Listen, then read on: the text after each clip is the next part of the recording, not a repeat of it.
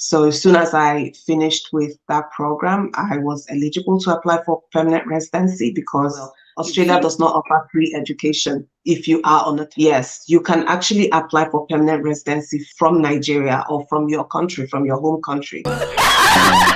Said it before. Hey, stop that.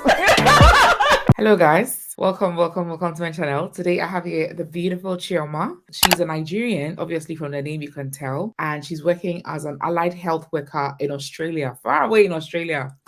And she's working as a social worker specifically. So she's going to tell us all the opportunities for, that's if you're interested in relocating to Australia, all the opportunities and the step-by-step guide. I'm very, very happy and, excited about this whole thing. So let's get straight into the video. Chioma, please introduce yourself briefly. Let us know how long you've been in Australia and all that.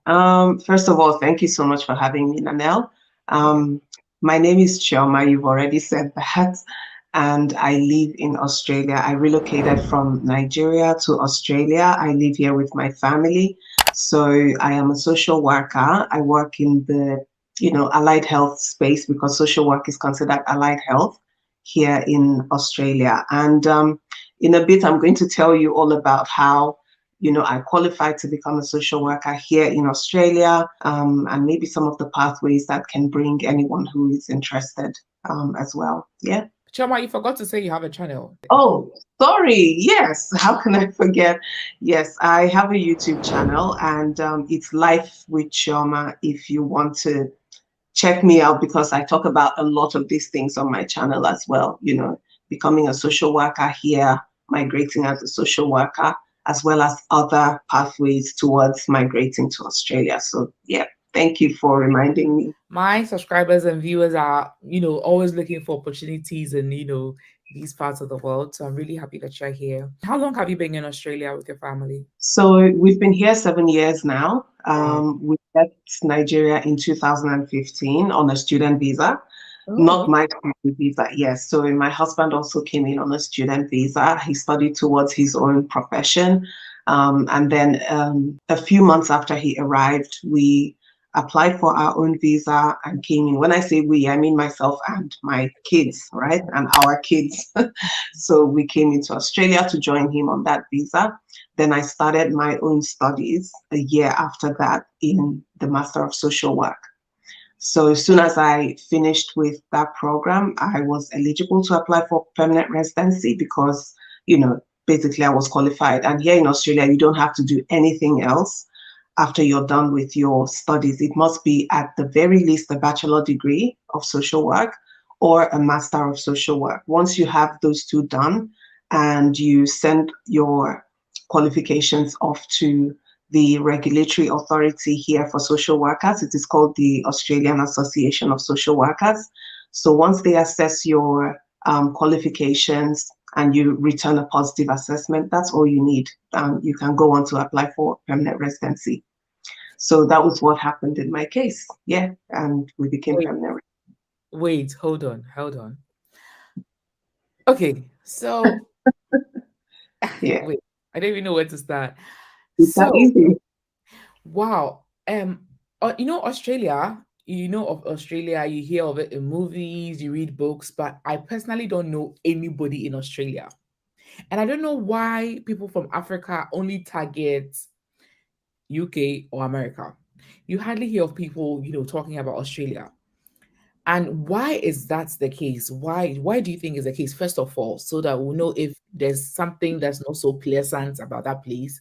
So why is that? I think one major contributory factor to why people do not readily think of Australia when they think about relocating abroad is, number one, the distance. It is far. It is far from Africa. Like, it would take you technically 2 days to get here. It's like a 22-hour flight from Nigeria with Direct? all the flights. Yes, no, not there's no direct flights. That's the truth. There is no direct. So if you factor in all the layovers, and yeah, so it would take you that long to get here. I remember that when we left Nigeria, we left on the 26th, and when we got into Australia, the date was the 28th. You understand? So it's like, how did that happen? Yeah. But I think that's a Wow. factor. It's far, so people do not readily think of it. And there's also this misunderstanding. Some people mistake Australia for Austria. So they're like, oh, do you mean Austria? Austria is in Europe. And we're like, no, it's not Austria, it's Australia. For me, basically, I just preferred Australia and had been reading a lot about Australia. So it is English speaking. Australia, just like Canada, was colonized by the British. They have a very similar system of government. We have a prime minister. The Queen is the head of our government here. So it's English speaking. I love the weather. That's a huge factor for me. Okay. So it's winter right now, and I don't even have the heat on, but this is what I am wearing. The weather is lovely year round. It's a warm country. Generally speaking, even though there are some parts that are colder than others. I live in Sydney. I know I'll sound dumb, but which continent is Australia on? It's Australia is a continent and a country. So yep. It is Oh, its own continent and a country as well. I'm Yeah, learning a lot. yeah. Wow. So it's, Would you believe today is the 23rd of July, a Saturday, and it's 6 p.m. here in the UK. And Chioma just told me that it's 24th of July at 3 yep, a.m. in yep, Australia. Like, it's not bad. Wow. yep. So you are the country that whenever we are crossing over to a new year, you guys reach the new year first, eh? We reach the new year first, and then we wait for you to cross the line. Wow. So you got your permanent residency in Australia basically because you did your master's there. Yeah. It wasn't really Be- because your husband was there, it was because of the master's you did. yeah, because of the masters I did, because it was a skill. It was a skill on the skilled occupation list. Social Oh, work is on the skilled occupation list. So it's not just about studying here, but studying something that is in an occupation in demand. Yeah. okay, okay. And how many years was it? 2 years. 2 years. And how much was Yeah. the fee? At the time that I studied, it was about 42,000 Australian dollars. Okay. Yeah. Is it at par with the US dollar? No, it's not on par. The US dollar is higher than the Australian dollar. So if you're paying in USD, it would be a little less. I think the conversion rate is you divide it by 1.3 and then you get the US dollar equivalent With the 40,000 Australian dollar, was it for the whole 2 years or was for 1 year? for the whole 2 years. And how did you raise that amount? So some of it came from our savings back in Nigeria, but the bulk of it actually came from here. You know, we raised some of it here as well. Because don't forget, my husband was studying at the same time as myself, so it was a lot.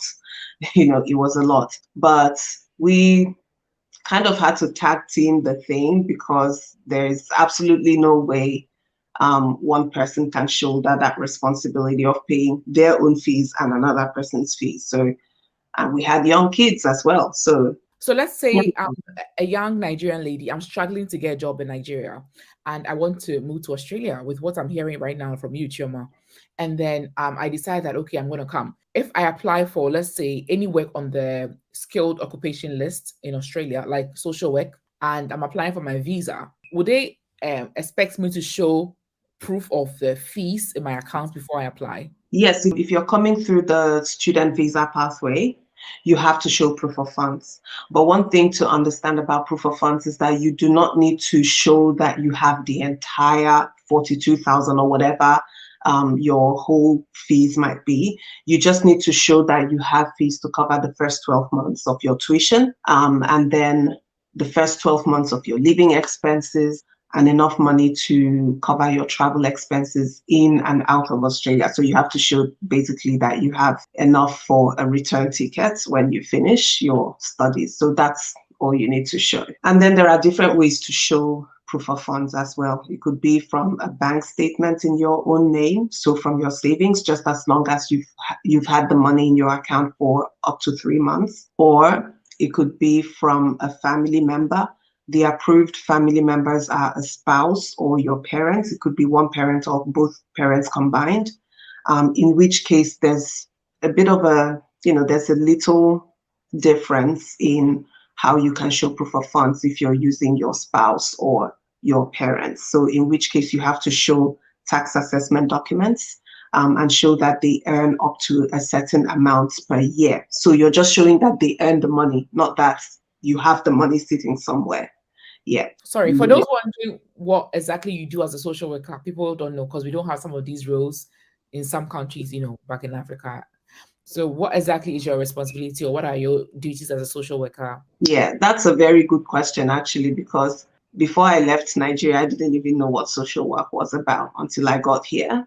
So social work is quite diverse in the fields of practice that you can, practice in. For me, for instance, I work in a university, which is kind of interesting because you would also find us in hospitals, you would find us in government agencies, you would find us even in defense, like, in the defense forces, you would find us there.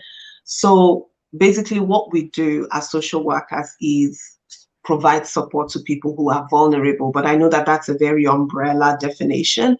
For me, for instance, I do case management of students who are at risk of domestic and family violence and sexual violence as well. So my area of specialty is sexual violence, domestic and family violence. That's my area of specialty. Before this job, I was working as a trauma counselor in a telephone crisis service. So very different sectors. First I was in a crisis center, and then now I am in a university. So that's the beautiful thing about social work. It's so diverse. You can work just about anywhere. There will be something to fit you and your skills as a social worker. So yeah, that's just. And what are the requirements that you have to meet to be able to enroll in an Australian school for this social work program? What do they need? So I did the master's here in Australia. Most universities call it the Master of Social Work qualifying. And this is a pathway for anyone who's got a bachelor degree. Doesn't matter what background the bachelor degree is in. As long as you've got a bachelor degree, you can transition into social work through the Master of Social Work qualifying. So at the moment, what you would need to do is to study what they call a bridging diploma. So it could be a graduate diploma of social work. You do that for about 6 months or 12 months, depending on the school. And then once you're done with that, you go on and study your Master of Social Work program.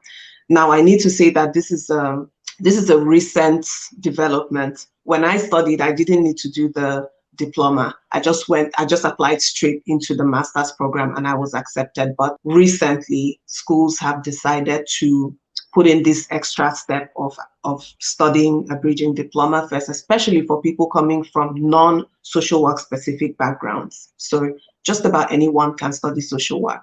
Yeah. And if I don't have a degree and I still want to come, can I do an undergraduate social work program and still be eligible for PR when I'm done? Yeah, you have to do at the minimum a bachelor degree.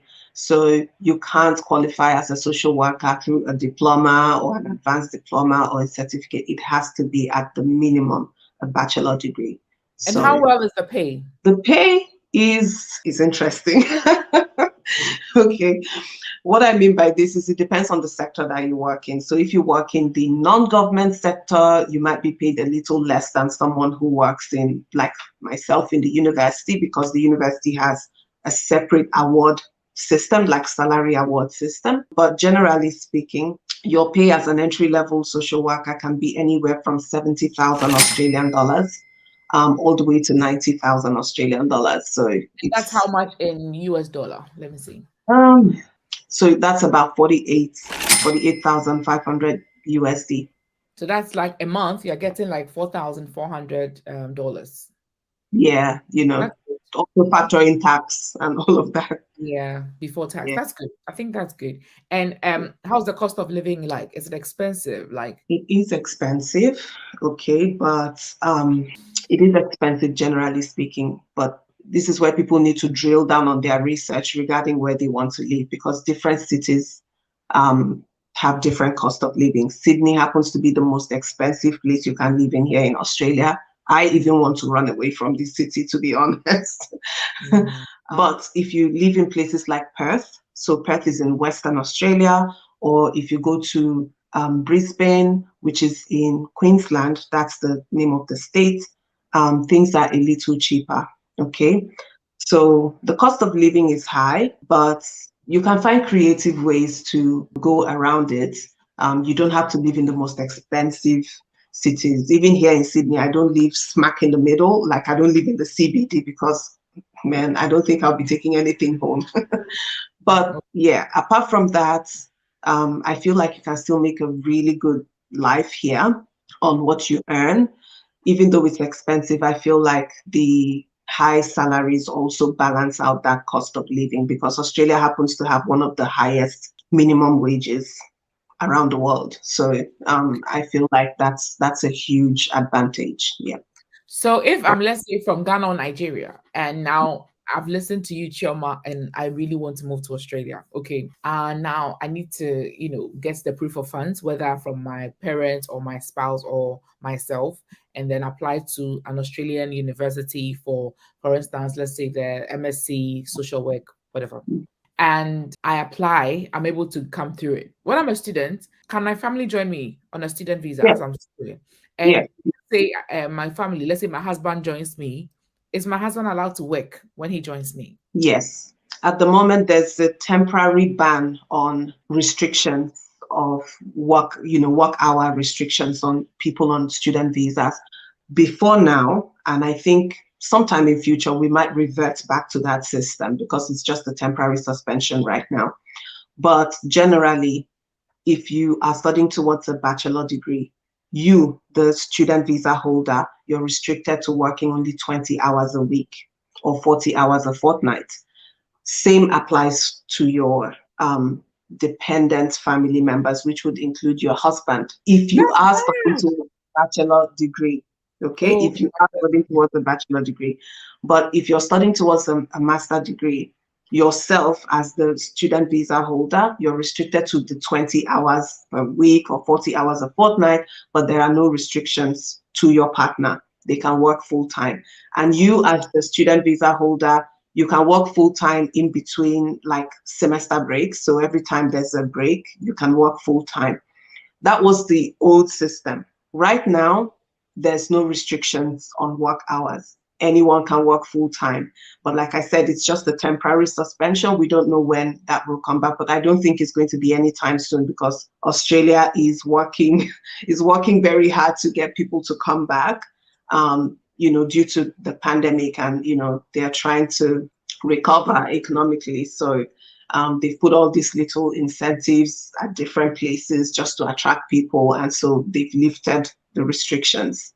So yeah. Do you think that if I come, I'll be able to raise, let's say if I only had my first year fees when I was coming, do you think I'll be able to raise the following year's fees with these hours that I'm working and pay like for my fees and then my upkeep? Do you think I'll be able to? Yes, you can make it work. I certainly know a few people who have done that. Several people, actually, not just a few people who have been able to pay their fees here. The only thing that I would advise is if you're coming in as a single person, obviously you need to think about your priorities and how to, you would need to sacrifice. That's just the truth.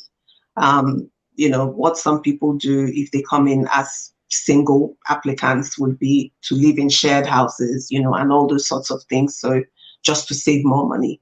And then for families, if you're coming in as a family or you're coming in with dependent children in particular, if you have a spouse or a partner, please come with them.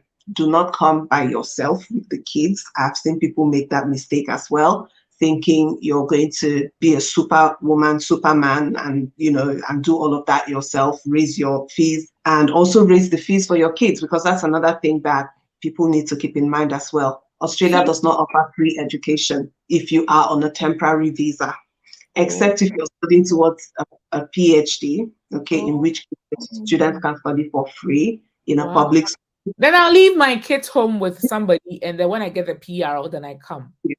Exactly. These are some of the I would have done. And when I get the PR, my spouse and my children, are they also eligible to get PR? Yes. What I would say is whenever you're filling out your applications, just make sure that you put in your family members' names, even if they are not traveling with you. Always put their names on there so that when it comes time to apply in future for PR or something else, you don't have to start proving that these are actually your family members. So yeah. Wow. I've Yeah. learned a lot because, in the UK, people really like coming to the UK to study and with the Mm. hope of staying here afterwards. But there's so many people that come here and they're not able to secure a job after school and they have to go back, even with the. But I'm thinking that if instead of them to use that money to come to the UK, why don't they, check Australia, check the skilled occupations, the list, and see if they'll find any interest in those lists, and then use that money rather to move to Australia and then do the course and then you get a PR. Because even with me that I'm working as a skilled worker here, I don't have a PR because Mm. that makes Australia quite favorable Yeah. because this is not like that. For those who don't know what a PR is, it's permanent residency. Yeah. Permanent residency. That's really, really good. What are some of the other occupations on this skilled occupation list? So we have social work, we have nursing, very strong as well. Then there are IT professions as well. There's lots of IT professions, engineering. These are the most common ones, okay? For people coming from Africa in particular, this would be some of the occupations that they would look to migrate through. Then there is accountancy as well. These are the strong ones. Now, the thing is that for the IT occupations and also accountancy, they are really competitive. So it means that people have to score really high points before they get invited. But social work, I think it's just the sweet spot. You don't have to score very high points. Like for me, for instance, the cutoff for permanent residency under the skilled migration program is 65. At 70, I was fine. I'm good to go. My advice would be always aim for something higher than 65. Don't just stop at 65. Otherwise, you might be points. Yeah. So there are different categories that you need to score points under. So there's the age category. There is your work experience, your qualifications, how high of a qualification you have, whether it's, a diploma or all the way up to a PhD. There's a few things. So for each of these categories, you score certain points. Now, you have to add up all of those points. And if you make up to 65, that's the cutoff. Technically, you're eligible to apply. But like I said, if you can get higher than that, that would be good. Another thing as well is IELTS. You need to write an English exam. It doesn't have to be IELTS, actually. So it could be IELTS or PTE or the Cambridge English exam. Yeah. So those are some of the things that you need to score points under. So what would you say is the easiest way to become a permanent resident in Australia or to relocate to Australia? What would you say is the easiest way? The most common, now this might not be the easiest, but the most popular pathway is through the student visa. So that's where, most people come in through that. But as well, I feel like maybe people choose the student visa pathway because they are unaware that there are other ways. Okay, so yes, you can actually apply for permanent residency from Nigeria or from your country, from your home country. But some people, I don't know why agents don't push that option. Maybe there's not enough of an incentive in it for them. I know a few people who have applied for permanent residency from Nigeria. And they need the same points you spoke about. They need the at least 65 or 70, and then you can just apply. And is it common to get it? Is it easy to get it if you have the points? I would think for certain occupations, yes, because some occupations require, they have other requirements. Like for nurses, for instance, there's an exam they need to take. So that might be a bit of a problem for some people applying from overseas. But if you're someone like a social worker, and you have your qualifications obtained overseas, you can apply for permanent residency straight from wherever you are and come into Australia. Yeah.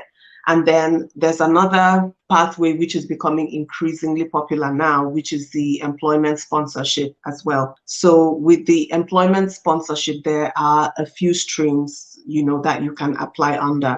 The most common one right now is what we call the TSS visa, which is the 482 visa, TSS. So it stands for Temporary Skill Shortage Visa. So the visa subclass is 482. Basically, what that entails is that you start looking for employers that are willing to sponsor, and you can find these employers on job sites like Seek, Indeed, and Jora.com. If you find an employer on there, you just have to keep applying. The thing is that you might have to apply for a lot of jobs before you find that one that sticks, right? Once you get that employer, sometimes, most times actually, the employers are willing to sponsor you and your family. And, it's very cost effective. You don't have to spend so much. They sponsor you, your family, pay your flight tickets, in some cases, even help you find a house here in Australia. And then you come into Australia. But one thing to note about the TSS pathway is that it's temporary. It's not a permanent residence. It's not a permanent residency visa per se. But if you meet all the requirements, which includes staying with the same employer for at least 3 years in the short-term stream, or up to 5 years in the medium-term stream, and that employer is willing to sponsor you towards permanent residency, then they can do that. Okay, so that's one pathway that is becoming increasingly popular. So people can try that as well. Yeah. Wow. And I guess you have videos explaining these into details on your channel, so people can head over and then get all the help. Wow, really good. So yeah, guys, if you're interested, it's like, I think there's so much information on how to relocate to UK on the internet, but there's not much on how to move to other parts of. Guys, watch Chioma's videos, see, the other pathways like she's mentioned. But if you go on her channel, you see like detailed information. You get detailed information. Ask her questions on Instagram or anywhere. Broaden your options. It's not just UK. It's not just UK. So that you can move if you want to. Wow, thank you so much. I really enjoyed. Any final words? No, just, going along with what you said, encouraging people to actually look at other options as well. There's so many other options out there. People don't feel like they're just restricted to the usual options that they see on YouTube, the UK or US. Australia is fantastic. I have no regrets at all moving here. No regrets whatsoever. It's English speaking, so if you're someone who is concerned about having to learn a new language, you don't have to do that here. It's English speaking, it's safe, very family oriented culture here as well, if you're concerned about raising your kids. And if nothing else appeals to you, think about the money. Okay, we have very high minimum wages here. Okay, so yeah, it's a beautiful place to live. Yeah. Wow, thank you so much, Chioma. You're welcome, and thank you so much for having me. Now you can go back and sleep. Okay, I pray you're able to sleep. Okay. Bye.